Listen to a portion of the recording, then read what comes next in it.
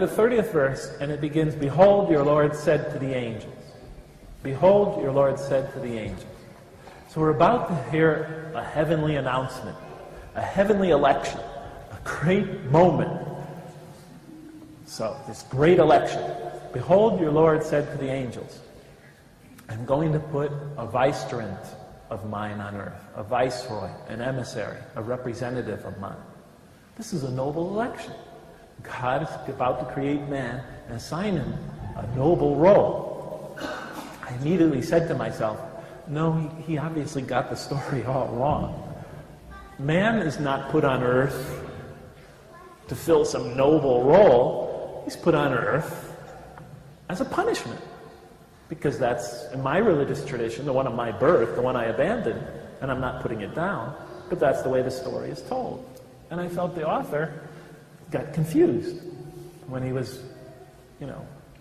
repeating the story. I mean, this was my perspective. "Behold, your Lord said to the angels, I am about to put a vicegerent of mine on earth."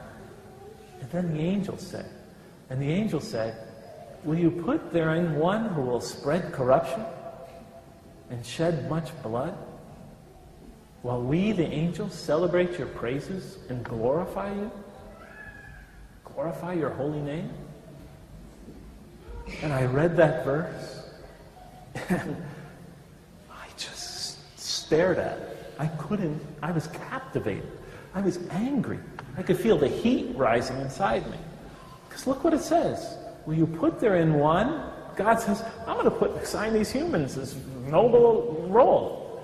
And then the angels say, are you going to create this being who spreads corruption and sheds much blood? This most criminal, violent, destructive creature? And put him on earth in this role? When you could create us?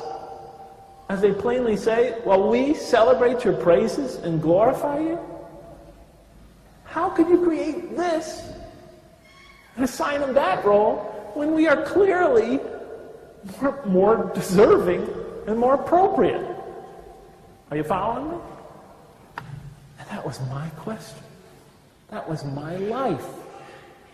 That was my childhood. All of it. Just encapsulated in those 15 words. And I was shocked.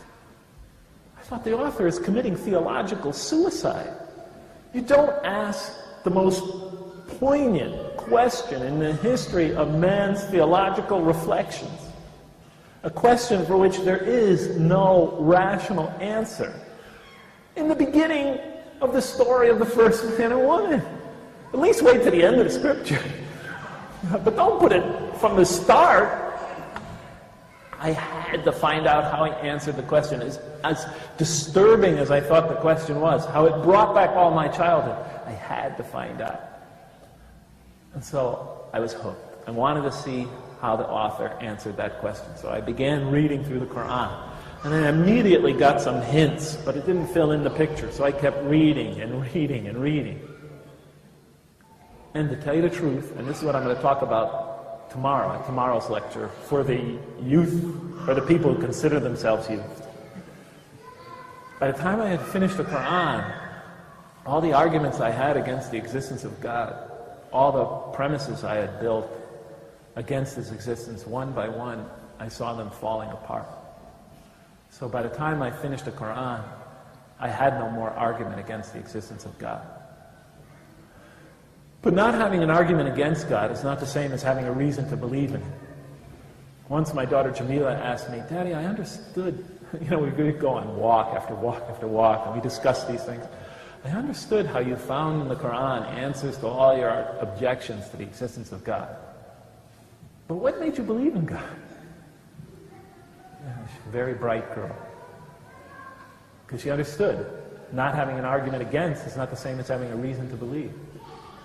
And I told her, "Honey, it's hard for me to explain, but as I was reading, as best as I understand it, as I was reading through the Quran, and one by one, the sort of fortress of the wall I had built between myself and the belief in the existence of God, as that wall began to crumble one by one, piece by piece, as those arguments faded away, I began to have slight doubts about my atheism. And the more I began to doubt my atheism, the more the power of the Quran began to affect me. And the Quran is written in a very interesting style. In the beginning, it's quite technical. It goes into a lot of specifics, laws and rules and regulations. By the middle, it takes you into stories, beautiful stories, powerful allegories. Towards the end, the emotions of the Quran picks up and it like reaches a crescendo and brings it all to this beautiful, powerful bursts of spirituality and eschatology, and it all comes together in brilliant, pounding images. And by the time I was getting towards the end of the Quran, as my atheism began to fade away, I began having these powerful spiritual moments when I felt I was in the presence of this tremendous divine embrace. I remember reading the surah, وَالضُّحَى وَاللَّيْلِ إِذَا سَجَى مَا وَدَّعَكَ رَبُّكَ. When I got to the end of that surah, I cried like a baby for 20 minutes. I didn't even believe in God. And it brought me to tears. And I would try to deny these experiences as I was having them. I would try to step on them. They just kept coming. And it was whittling away at my atheism. So by the time I was finished with the Quran, I had severe doubts about the non-existence of God.